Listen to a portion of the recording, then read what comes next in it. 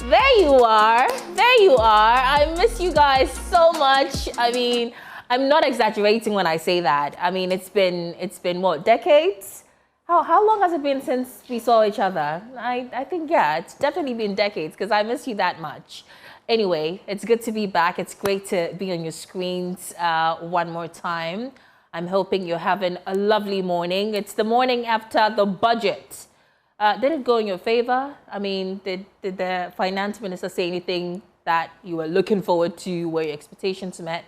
Well, we'll leave that for Kojo Brace and Mami AC Thompson to deal with that. Let's look at the creative aspect of the morning, and that's where I come in. I'm Noella Karen. If it's your first time watching, well, this is E-Corner, and I'm excited to be coming your way with loads of stories and a lot of things that have been happening in the world of showbiz. Let's begin with Samini. So this week, a lot of our artists have been, sharing gems. They've been very deep in your thoughts, very introspective, looking within, taking a look at your journeys, and, had some nuggets to share with both up and coming and the rest of the world. And I thought to clip, some of these beautiful gems and share them with you as well. And so I'll be telling you about Samini. I know he has a single out.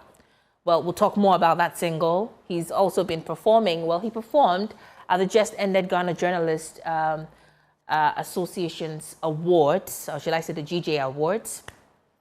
And that performance did not go too well. And so he's been speaking about it. I'll bring you that. But first, let's talk about his advice. He's been admonishing young musicians to, instead of really invest your money, because obviously when you're young and you're hot and you're releasing, you get money, right? And so he says if you have a lot of money, instead of putting them into cars, flashy cars and gadgets and women, invest in land. And there's a reason why he's giving you that advice. Take a look. Buy a lot of land. Ooh. Buy a lot of land. Yeah. It's one of the things I did when I was very young. Okay. When the money was coming plenty and I didn't know what to do with it. One of the things that one of my elder rastas that I used to go, reason with on Sabbath, Ailey, Jam Africa, if you're listening to me, big up yourself. Wow. So the old man told me, because I used to buy like different cars, like I was young, 22, Usha has car, so like I had options. So anytime I'll go and check the old man, I have a different whip. And he's like, my youth, you see car depreciate. And you see land appreciate. If you buy a car today, 10 years from today, it will depreciate. If you buy land today, after 10 years, you can sell it about 100 folds. So basically, if you're listening to me as a young artist, though you see the flashy things, you like the flashy things, some of it is good for your branding and everything, but do things in moderation, stash some of the money away. If you don't know what to do with it, buy land with it. Because land appreciates. You'd be surprised how much a plot of land is in a place where 5 years ago it was sold for 5,000 cedis. You'd be surprised. So if you don't know what to do with the income, and you've done everything you can for yourself and you can still see excess, buy land. I believe in that more than even investing in the banks. Okay. All right. Amazing. Absolutely amazing. I mean, I think it's an advice that even beyond artists, normal people can also pay heed to, if you ask me, because those were some really, really thoughtful advice that he gave to the young artists. That look, instead of buying the cars, we're not saying don't buy the cars, buy it, because we all love we all like to be in a Range Rover or something, right? So buy the cars, feel good about yourself. Some of the things that you used to envisage when you were not so much at the top, or whatever you envisaged, whatever you thought about, buy them. But also invest in something meaningful, something you can turn around in times where you're not as hot as you would love to be, right? So that's good. And it's something that I am paying attention to as well. But aside that, like I said, he performed at the GJA Awards. First of all, let me say congratulations to my people at Joy FM's Showbiz A to Z. I'm proud to say that I was a part of that show at its, okay, not at its beginning stage, maybe 2 years, but then, yeah, I contributed my quota to the success of that show. And so congratulations to all of us at Showbiz A to Z. They won the Best Entertainment Radio Program at the GJA Awards. And so shouts to Philip Nye, shouts to Kwame Datsi. You all are the real MVPs. But yeah, Samini performed at the GJA Awards. And if you know Samini, you know that he is noted for quality, top-notch, perfectly and well-curated performances. There's never been a show, a Samini show I have attended, or even if it's not his show, a show where he's built to perform and he's flopped with his performance, right? Or his performances. But this time at the GJA Awards, we saw him in a different, not the way we know the Samini to be. He had challenges, basically, with his performances at the GJA Awards. And so I saw him somewhere talk about it to a blogger. He was visibly upset, frustrated, because obviously he would have loved to give his best. But apparently the organizers got some things wrong. And so this week when he came by Hits FM, they had a conversation and asked him about it. And he's been sharing those insights with us. Take a look. So I originally was not billed to perform on that show. Oh. So a friend is the current president of the GJA Awards. Okay. And of GJA actually. Yeah, so I was out of town when I got back 2 days prior to the event. Then he called and said, so wabadia okay. So it was on that tip that I went there. Okay. To the performance bit. I think for a live performer, every once in a while, you should expect glitches here and there because it's a live thing, a lot of things happening at the same time. So with this very incident, my monitors on stage were off. Oh. Yeah, so every live performer would understand what that means. Yeah.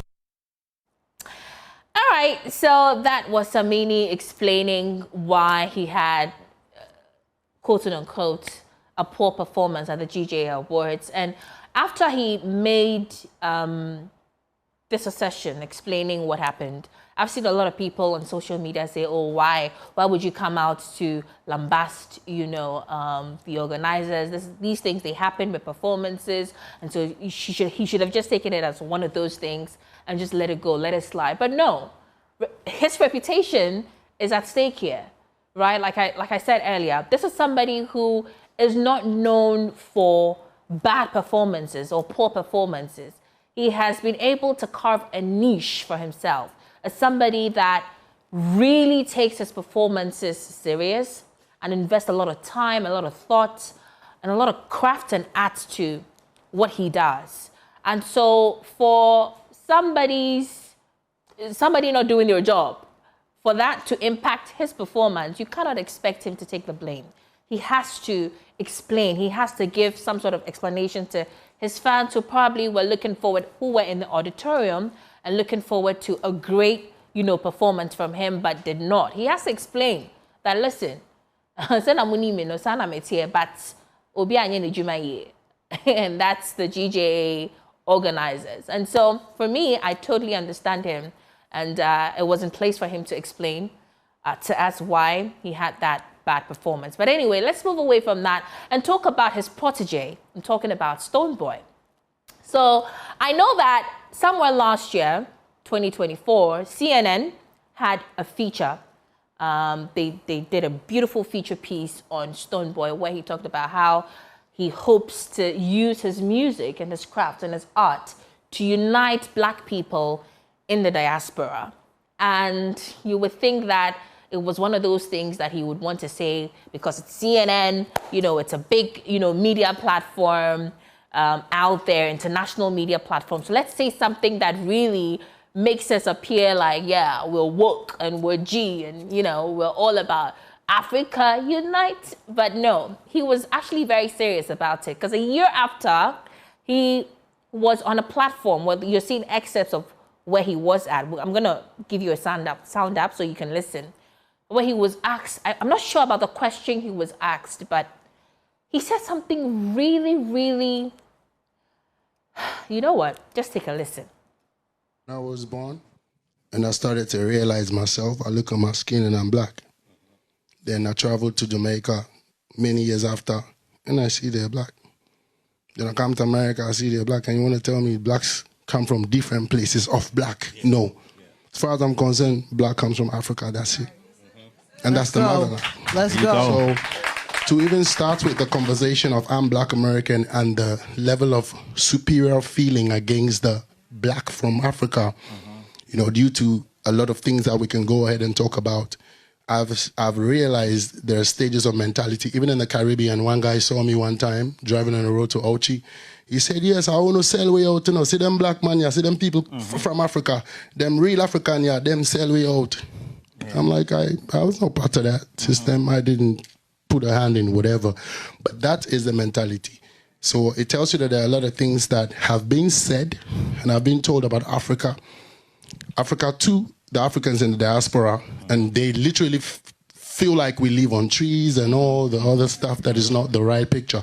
Meanwhile, when I come to New York, I see filth. I come to LA, I see filth. I'm like, you see, it's all about appropriation and what the media tells us and shows us.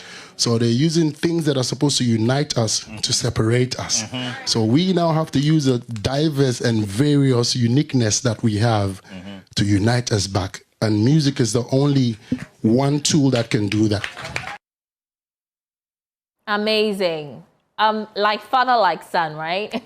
Very intelligent, if you ask me. Well, I've always known Stonebwoy to be very deep, and so I'm not surprised.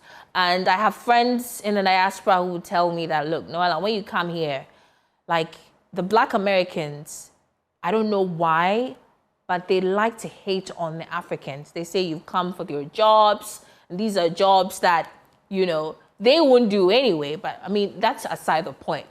The point is, a lot of these Black Americans feel they're a little bit whiter than we Africans are, just because they were born there. They have an American passport or whatever country it is, passport, right? But the truth of the matter is, just like what Stonebwoy is saying, once you're Black, you're an African. You may dispute it, but I strongly believe that. And if you see a fellow Black person, I don't think it augurs well to want to look at that person in a condescending manner or make them feel like, oh, you're not like me, when clearly we both have the same skin color, right? Yeah, so I definitely agree with Stonebwoy sharing those gems with the people in that room. But anyway, let's talk about Black Sherif, another very deep artist. I'm a fan of that guy's mind. His mind is beautiful, I think. And he came by the Hit Studios, had a beautiful conversation with Doreen Avio and Kwame Datsi. And he talked about his musical journey, talked about dealing with anxiety, dealing with expectations, especially when you're a young artist and you just came in and you're doing this music thing, and you know there's a lot of fans, a lot of praises, a lot of people singing your praises, and how that impacts your mental health and all of that. It was beautiful what he shared with us. Take a look. I like this. But first I'll say, I read somewhere that self-doubt is like self-doubt. I think it's the highest sign of intelligence or something like that. Because then you know you don't know too much. And like I said, as above, so below. If you can be very, very smart, you can be so dumb as well. So it was really, you know, when you're a kid, some part of me still is a kid though. There's a desire for instant gratification. Okay. That was when, you know, you start the music, you start writing, and like, you want to be famous by tomorrow.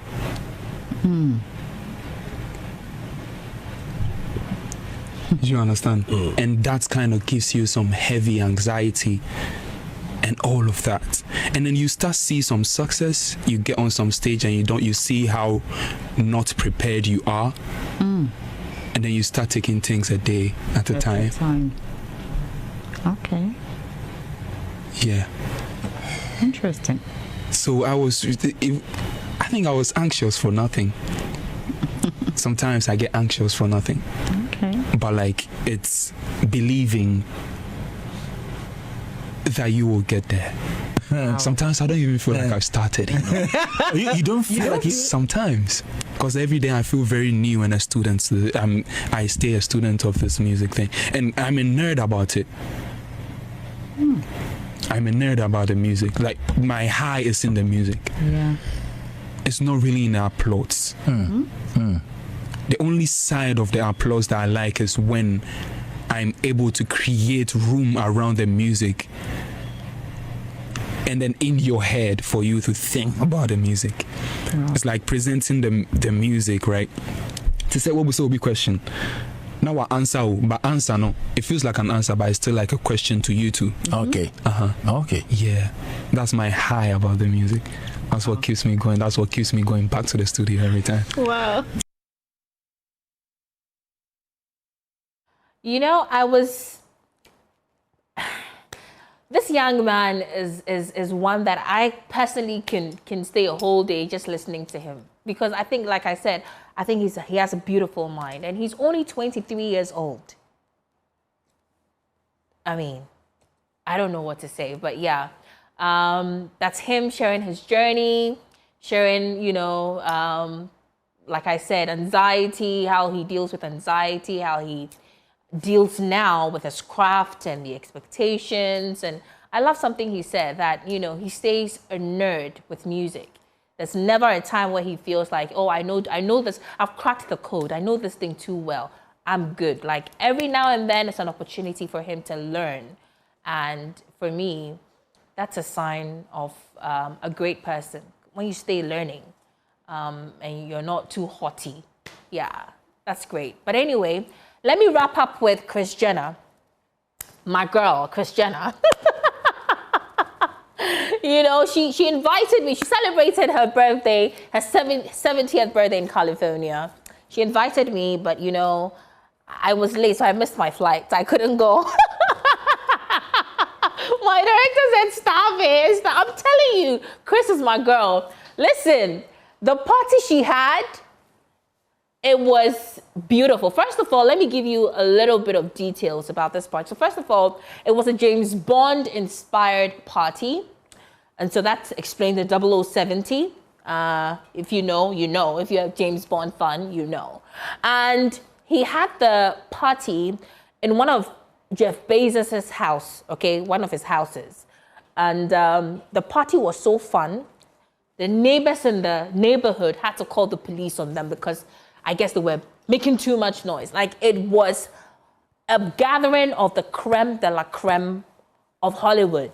Everybody who has a name was at that party, from Oprah Winfrey to Bill Gates to Mark Zuckerberg and his wife Priscilla Shan to that Canadian investor, I've forgotten it, something Kives, to Beyonce and her mother, to Mariah Carey, to Ciara. If you were not at that party, you're not there Hollywood though. Like, you should cancel yourself out. That's her and her beautiful daughters. I mean, it was a beautiful party, if you ask me. What a way to celebrate your 70th. And listen, it wasn't just about her celebrating her 70th birthday. It was a celebration of legacy, a celebration of fashion, and really their relevance in the Hollywood culture. And so, yeah, it was really, really great to watch from afar, enjoy, even though I should have been there. But yeah, Kris, I'm going to make it up to you, girl. I'm going to make it up to you. But that's it. That's how we're wrapping up with E-Corner on a very high note. But of course, Mamiesi Thompson is up next with, okay, my bad. But anyway, whatever that is next is next. My name is Noella Caranielli, and I'll see you next Friday. You be good, all right? Mwah, mwah, mwah.